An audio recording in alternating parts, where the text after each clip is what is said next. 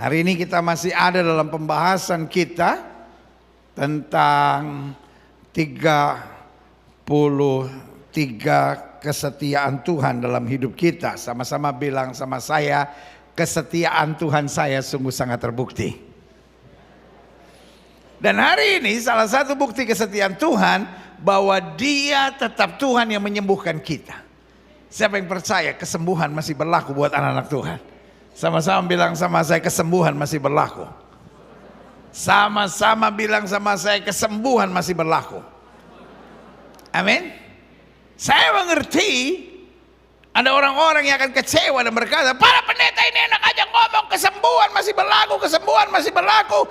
Mama saya doakan tidak sembuh dan mati. Ayah saya doakan gak sembuh dan mati. Suami saya doakan gak sembuh mati. Istri saya doakan gak sembuh mati. Anak saya doakan gak sembuh mati. Pertanyaan saya cuma sederhana, emangnya keluarga saya gak ada yang mati?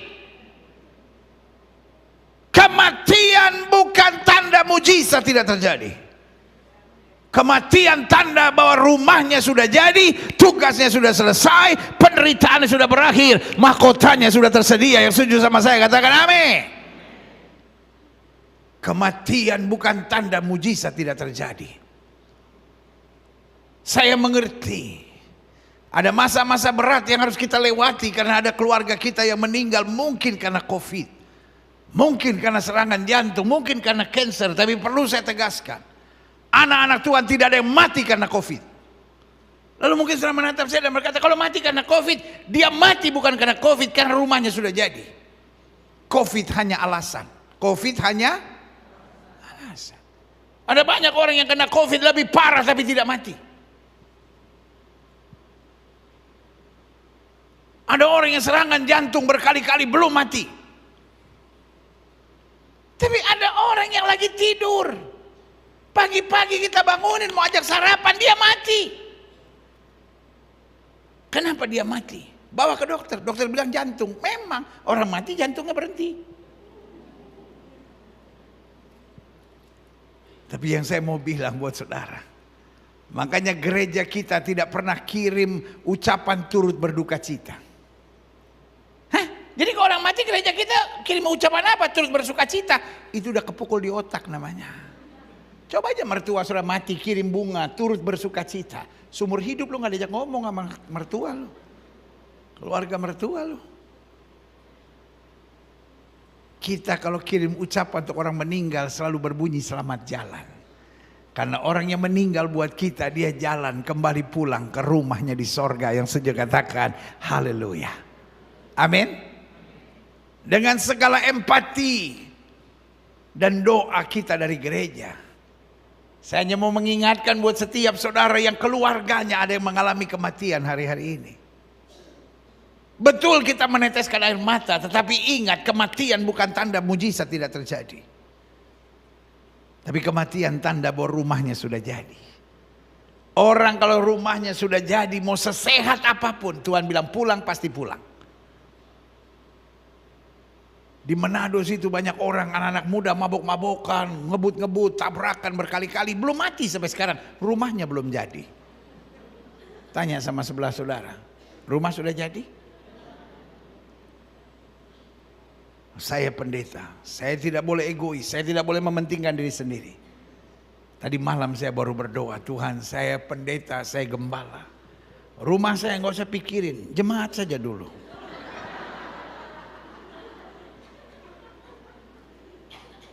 Jadi saya minta Tuhan untuk saya bisa melihat kira-kira bagaimana persiapan rumah saya, masih ukur kafling. Yang bagian ukur saya bilang, udah jangan urus saya dulu, jemaat dulu, jemaat. Kita pendeta harus mengalah. Dan sebagian saudara bilang, ya kalau mengalah gara-gara itu mah repot gitu. Saya mau tanamkan dalam saudara, kematian bukan tanda mujizat tidak terjadi.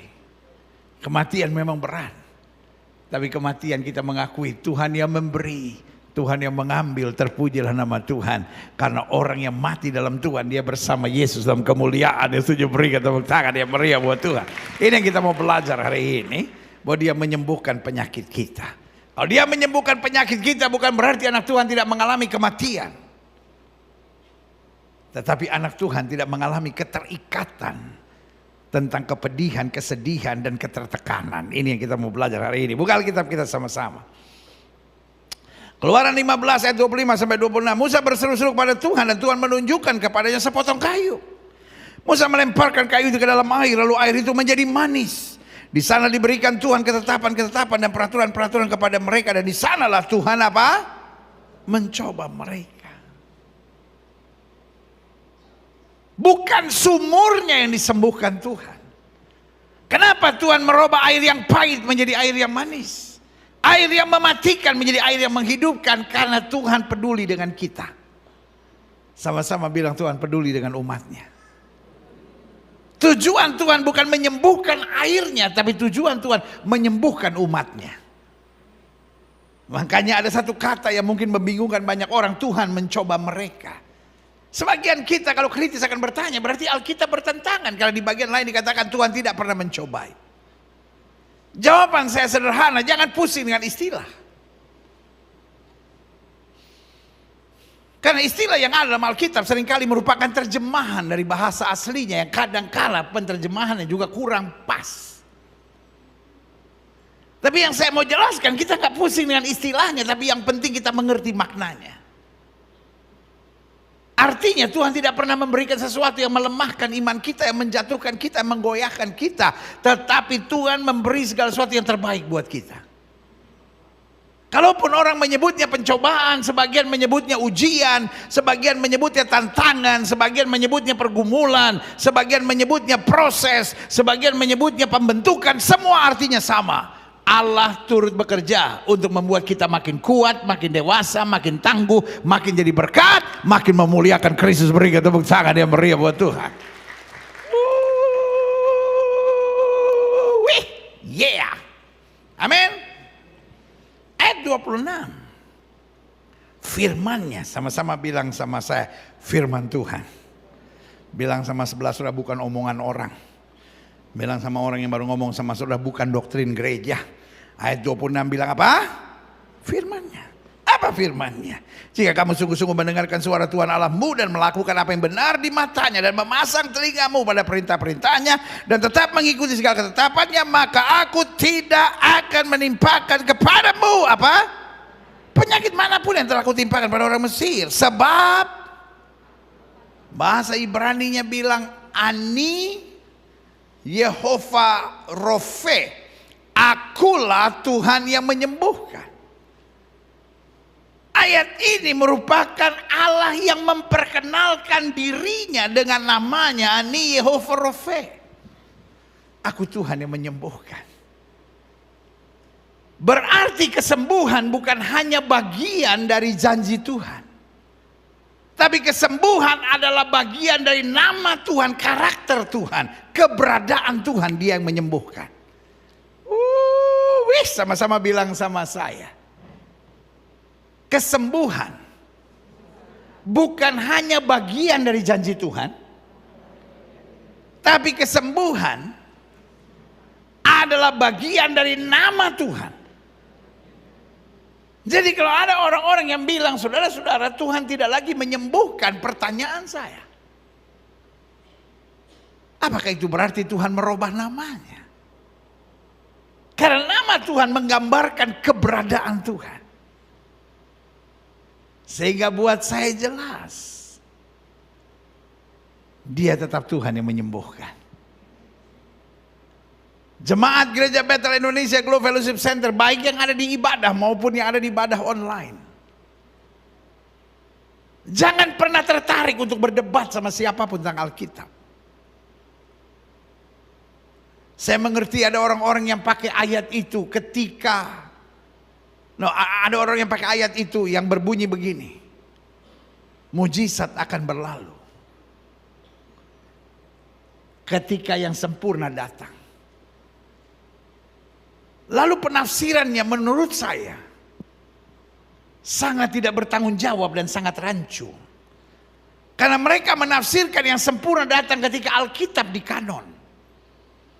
Karena Alkitab di kanon maka disebut itulah kesempurnaan datang.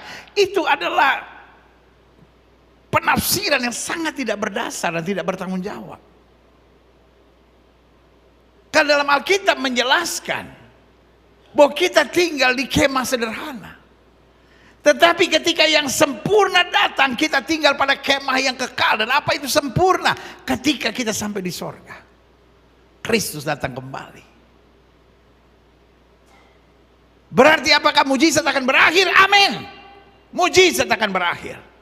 Apakah kesembuhan akan berakhir? Amin, akan berakhir. Kapan berakhirnya? Ketika kita tiba di sorga. Karena di sorga tidak ada orang bengek yang butuh mujizat. Gak mungkin kalau lagi penyembahan ngek. Di sorga gak ada orang mencret. Karena gak mungkin sementara penyembahan guru izin mules. Di sorga tidak ada anak kena ginjal akut. Di sorga tidak ada yang kena COVID sampai malaikat berkata, kamu isolasi dulu. Di sorga kita nggak butuh mujizat. Di sorga kita ada dalam kemuliaan bersama Kristus sampai selama-lamanya. Berikan tepuk tangan dia beri buat Tuhan. Haleluya. Klik. 1 Petrus 2 ayat 24. Ia sendiri telah memikul dosa kita dalam tubuhnya di kayu salib, supaya kita yang telah mati terhadap dosa hidup untuk kebenaran. Perhatikan baik bagian terakhir, kita baca sama-sama 1, 2, 3. Oleh bilur-bilurnya kamu, Alkitab tidak bilang oleh bilur-bilurnya, mudah-mudahan kamu sembuh. My God is not a mudah-mudahan God. Allah saya bukan Allah mudah-mudahan. Oleh bilur-bilurnya kamu apa? Akan atau telah? Akan atau telah? Kenapa telah? Karena harganya sudah lunas dibayar. Yesus sudah proklamasikan sudah selesai. Berarti kesembuhan bukan perjuangan, tapi kesembuhan kita mengimani apa yang sudah Kristus bayar. Sama-sama bilang Yesus sudah bayar harganya. Saya tinggal terima dengan iman. Amin. Kita lihat selanjutnya, klik. Ayat terakhir yang saya mau sudah belajar. Ibrani 13 ayat 8. Kita baca sama-sama ya 1, 2, 3. Yesus Kristus tetap sama baik kemarin maupun hari ini dan sampai selama-lamanya. Sama dalam apa? Potongan rambutnya? No. Sama dalam apa? Tatapan matanya? No. Sama dalam apa? Kuasanya. Kalau waktu dia hidup melayani, dia usir setan, maka sampai hari dia melepaskan kita dari setan. Kalau waktu dia hidup melayani, dia memberkati. Petrus yang tangkap ikan sepanjang malam gak dapat apa-apa, artinya dia gagal. Dia kekurangan, dia gak dapat apa-apa. Tapi Yesus bilang tebarkan jalamu di sebelah kanan perahu, dia tangkap ikan begitu banyak sampai perahunya hampir tenggelam. Artinya yang gagal, yang susah, yang menderita, dia ubahkan menjadi hidup yang diberkati. Kira-kira dia masih lakukan hal yang sama? Dia kasih duit ke sama Petrus? Dia kasih ikan ke sama Petrus? No. Dia kasih, astaga, saya pikir jemaat semangat, jalan.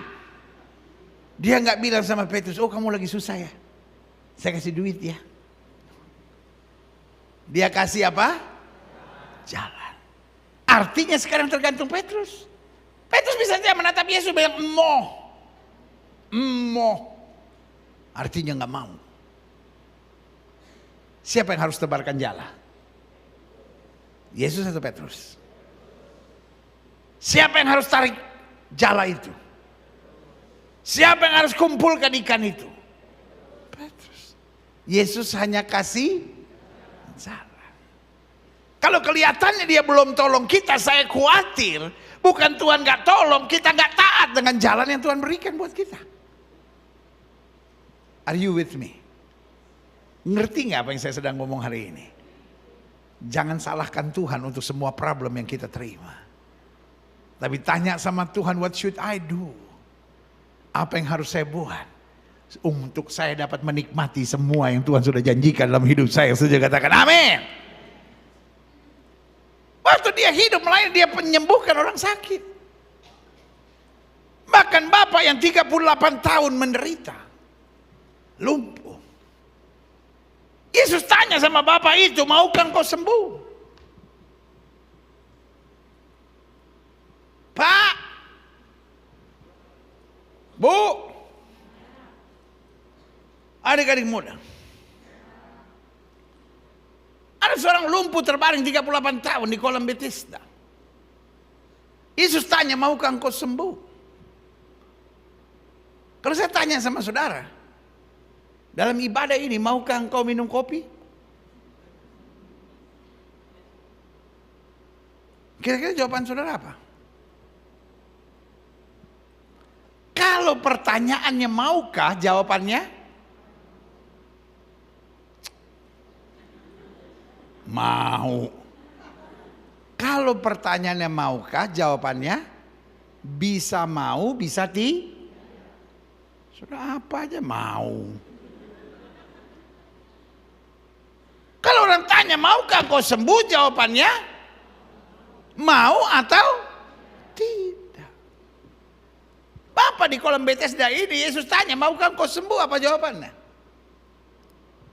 Tidak ada orang yang menurunkan aku. Ini bahasa sekarang Joko Tingkir bahwa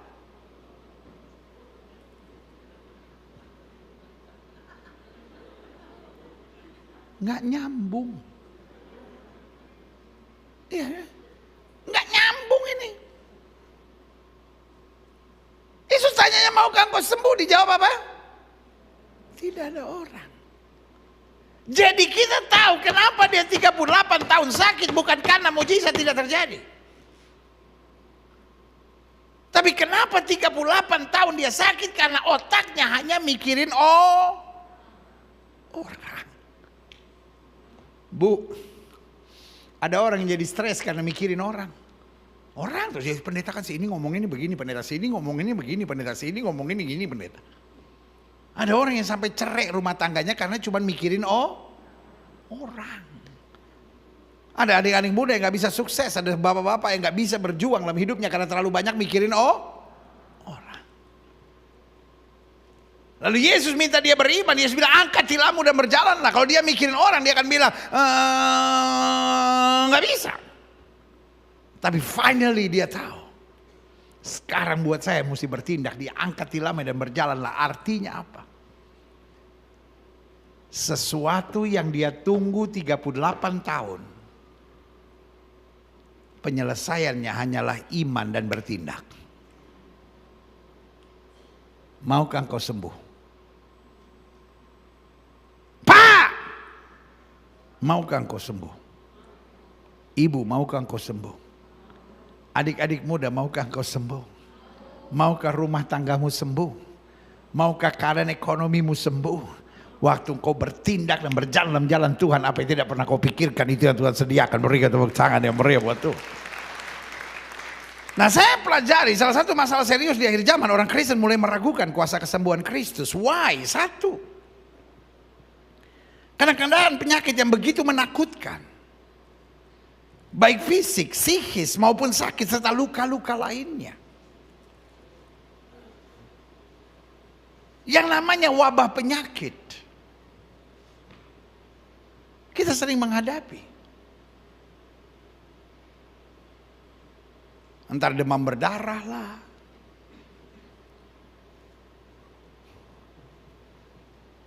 entar malaria lah. Kalau sudah pernah pelayanan di Papua, sudah ngerti apa maksud saya. Entar polio lah. Indonesia cukup sering menghadapi wabah-wabah penyakit. Dan wabah yang mungkin waktu itu sempat sangat serius adalah SARS. Karena Singapura, Hong Kong, beberapa bagian China, kalau saya nggak salah juga Kanada waktu itu sebagiannya sempat kena, menakutkan. Tapi hanya beberapa negara tertentu tiba-tiba di awal-awal tahun 2020 COVID seluruh dunia. Ganti-ganti nama lagi. Pertama namanya COVID doang. Punya marga. COVID Delta. kan? Tiba-tiba ganti nama marga, nama depannya tetap COVID, cuman jadi COVID Omikron, dan gejalanya selalu sama, mulai turun, naik lagi. Sekarang kita udah senang-senang nikmat, mulai ribut lagi XBB, dulu PSBB, sekarang XBB, mulai tiba-tiba di Jepang. Dari Jepang pindah ke Amerika, dari Amerika pindah Cina, tiba-tiba pindah Singapura. Yang kita udah nggak pernah lihat gambar orang lagi pakai apa tuh namanya, oksigen, tiba-tiba mulai lagi ada lagi. Sampai kita kalau lihat COVID kita bilang, COVID, kau tercapek ke apa?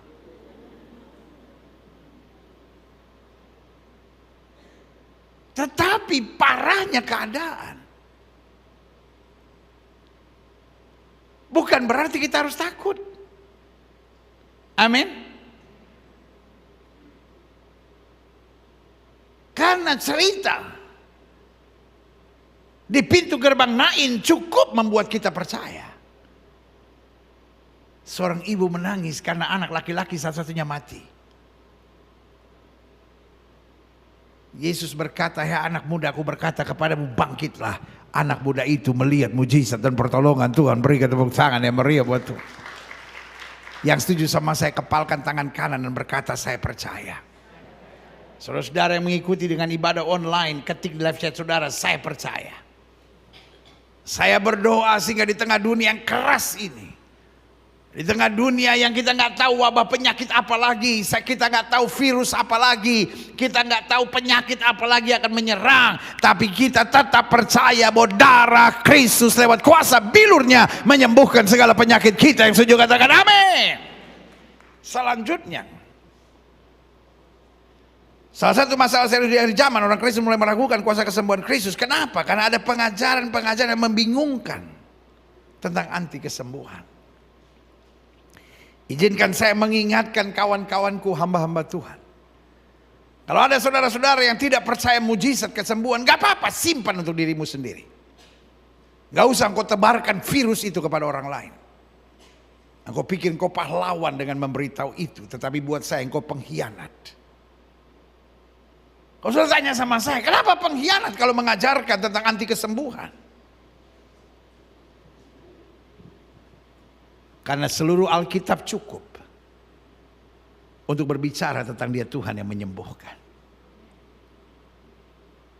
Tapi kembali buat orang-orang yang tidak percaya mujizat kesembuhan, kita tidak akan ngomong apa-apa, kita cuma bilang saya percaya. Kita nggak mau berdebat. Karena Alkitab saya sudah bilang sesuai imanmu jadi padamu. Jadi kalau memang dia tidak percaya dengan mujizat kesembuhan, ya kita doain supaya dia tetap sakit. Karena memang itu yang dia imani.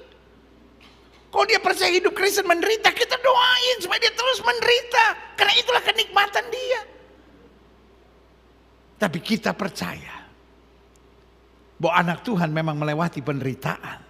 Tapi di ujung jalan kesetiaan kita selalu ada kepastian kemenangan yang Tuhan sediakan buat kita. Yang setuju berikan tepuk tangan yang meriah buat Tuhan. Yeah. Saya pelajari. Padahal yang seharusnya menjadi salah satu dasar sukacita kita sebagai orang percaya di akhir zaman adalah Allah yang kita sembah, Dia tidak berubah. Dan namanya Yehovah Rofe, Tuhan yang menyembuhkan. Karena itu selalu saya bilang, kesembuhan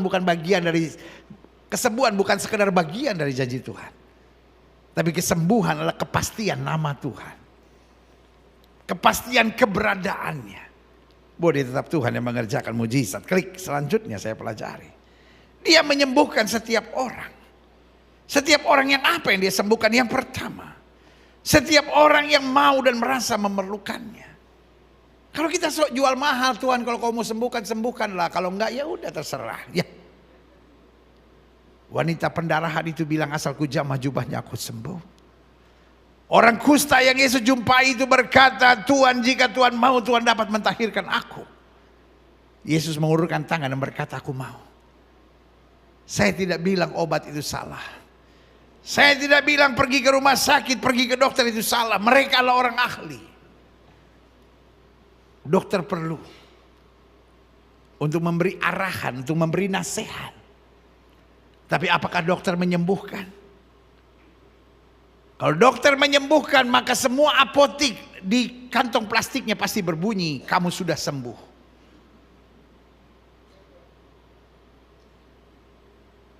Tapi ada banyak orang yang berkata, buktinya juga banyak pendeta tumbang tangan orang gak sembuh. Saya hormati dan saya hargai.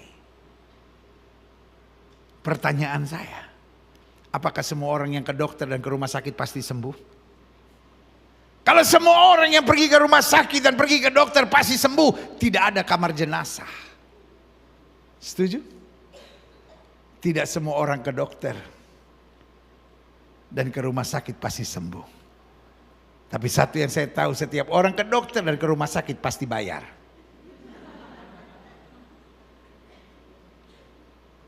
Tumpang tangan itu gratis.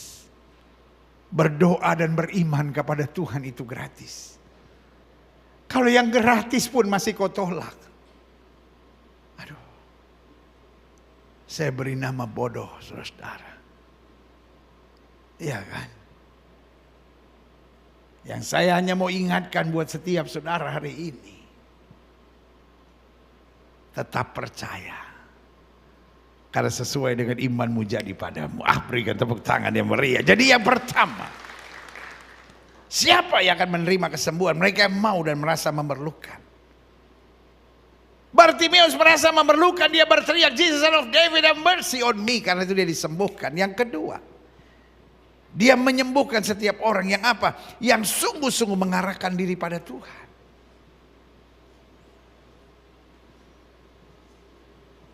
Yairus datang mencari Yesus. Karena anaknya hampir mati. Saya percaya itu adalah pergumulan yang berat waktu dia harus tinggalkan rumah dan mencari Yesus. Karena orang rumah berkata kondisinya sudah parah. How if you are going and something happen? Bagaimana kalau kamu pergi lalu sesuatu terjadi? Tapi dia mengambil keputusan, no, everything gonna be alright, have faith. Dia tinggalkan rumah, dia tinggalkan anaknya. I'm a father. Saya seorang bapak. Seorang bapak berpikir kadang-kala jauh berbeda dengan seorang ibu.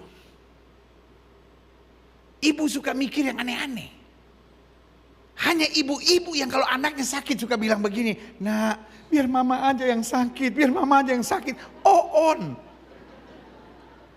Terus kalau penyakitnya pindah ke mama, anaknya sembuh. Dua-dua malah sakit. Yang susah siapa? Bapaknya. Bu boleh nggak jangan suka yang aneh-aneh kayak begitu, Bu? Kalau bapak-bapak beda. Iya kan? Kalau ibu-ibu, anak sakit menangis. Bapak-bapak anak sakit nggak pernah menangis. Anak sakit dia temani, dia berjuang. Itu bapak-bapak. Kalau ibu-ibu anaknya sakit, aduh kamu sakit. Bapak-bapak enggak. Anaknya sakit, dia gendong, dia bawa ke dokter. Sampai dokter lihat tagihan, baru nangis.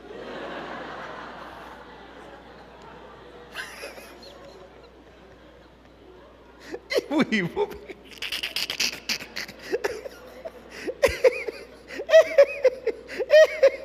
Ibu-ibu tuh soalnya pakai perasaan. Kalau bapak-bapak pakai otak. Jadi waktu dia lihat tagihan, waktu anak sakit dia nggak nangis, lihat tagihan, ya Tuhan, aduh, berat. Dan minta diskon sama dokter kan nggak bisa, ya kan? Kan dokter pakai 2 stetoskop di sini kan? Boleh diskon 50%, tapi cuma 1 yang dia pasang. Nah, yang sebelah sini nyak dengar dia. Jadi as a father I know. Pasti Yairus bilang, till the last breath, sampai napas terakhirnya, dia harus ada di tangan saya. Tapi waktu dia harus ambil keputusan untuk meninggalkan anaknya, buat saya itu very hard decision. Tiba-tiba dia lari menjumpai Yesus. Pas dia sampai ketemu Yesus, dia bilang, I have a daughter, very sick. Berita yang sangat menggembirakan. Yesus nggak cuma bilang, oke, saya doain. Yesus bilang apa? I will come to your house. Wow! Mungkin dia lompat-lompat bahagia. Yesus mau datang.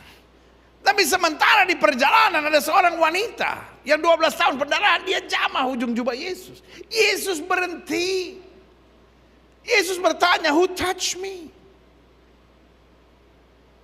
Saya menggambarkan kalau saya jadi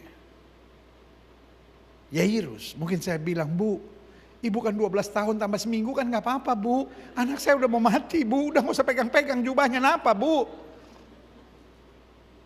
Yesus pakai berhenti lagi.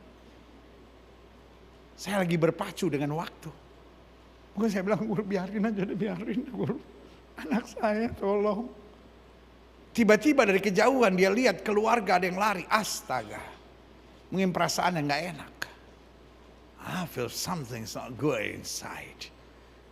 Tiba-tiba orangnya bilang, "Jangan susahkan guru. Anakmu mati."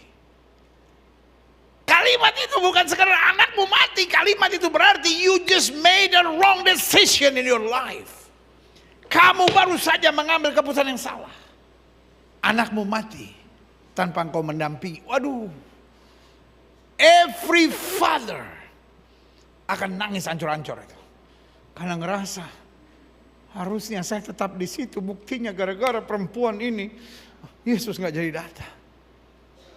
Tetapi yang menarik, waktu dia memandang wajah Yesus, Yesus bilang begini, "Jangan takut, percaya saja." Dia lihat keluarganya sedang menangis dan berkata, "Anakmu gak tertolong." Dia pandang Yesus. Yesus bilang, "Jangan takut, percaya saja." Dia memilih untuk mengarahkan hidupnya pada Yesus.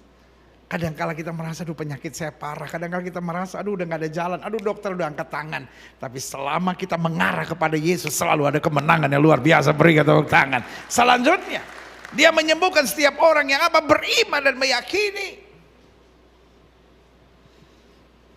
Yesus sampai di Nazaret, tidak ada yang bisa disembuhkan di sana. Karena mereka bimbang dan tidak percaya. Selama kita beriman dan percaya, gak selamanya mujizat terjadi di hari itu. Gak selamanya mujizat terjadi di minggu itu.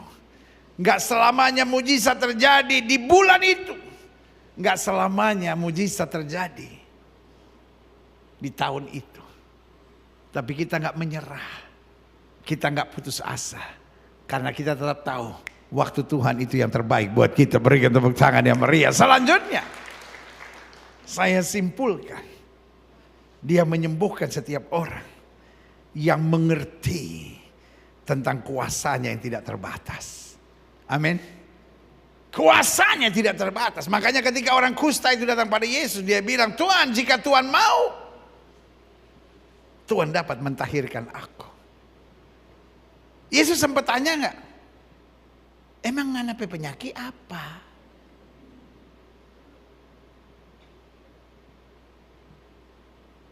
Kusta. So kusta atau masih gogohia? Tahu gogohia? Panu. Penyakit yang sederhana tapi nggak enak dibicarakan. 38 tahun saya jadi pendeta. Baru 1 kali saya pernah jumpai orang yang minta doa. "Pendeta, tolong doa, saya panu." Emang penyakitnya nggak berat tapi malu ngomongnya. Karena jarang pendeta mau tumpang tangan. Takut nular.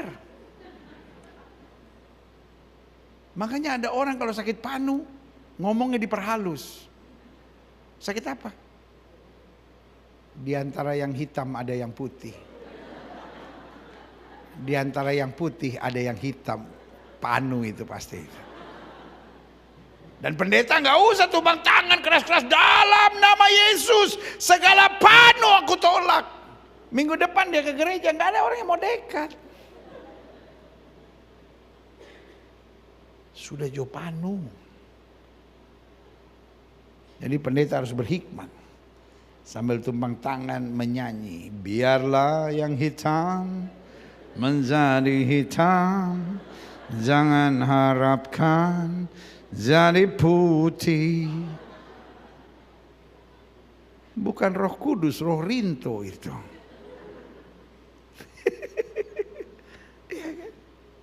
Karena kalau kita ke dokter selalu ada dua pertanyaan dokter. Kalau kita bilang, dok saya sakit. Saya undang pemain musik maju ke depan. Kalau saya datang ke dokter, kalau saya bilang, dok saya sakit. Langsung mungkin gak dokter akan buka resep. Ini obatnya. Kan saya belum bilang sakit apa. Udah minum aja ini. Karena sakit mata sama sakit jantung obatnya beda.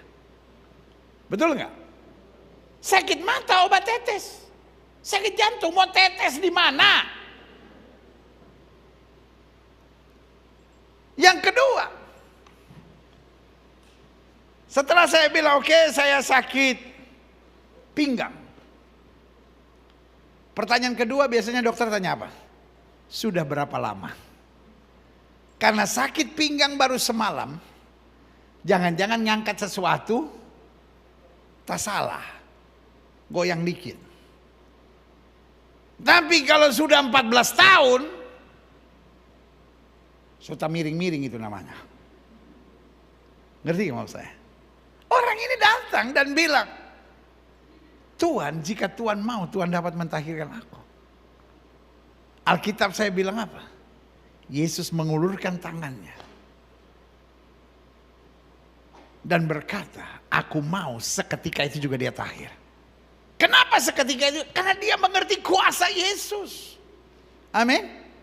Selain tadi Kapernaum, seorang perwira datang kepada Yesus dan berkata, hambaku sedang menderita. Yesus bilang, I will come to your house. Tiba-tiba dia bilang apa? I am not worthy. I'm a man under authority. Saya seorang yang mempunyai otoritas. Di bawahku ada prajurit. Kalau aku katakan pergi, maka pergi. Kalau aku katakan datang, maka dia akan datang. Berarti perwira di Kapernaum ini melihat Yesus sebagai pribadi yang luar biasa. Dia bilang begini sama Yesus, cukup katakan sepatah kata. Yesus bilang apa? Iman sebesar ini tidak pernah kujumpai. Waktu kita beriman, kita nggak bimbang, kita nggak menyerah, kita nggak putus asa, maka kuasa Tuhan bekerja sempurna. Berikan tepuk tangan yang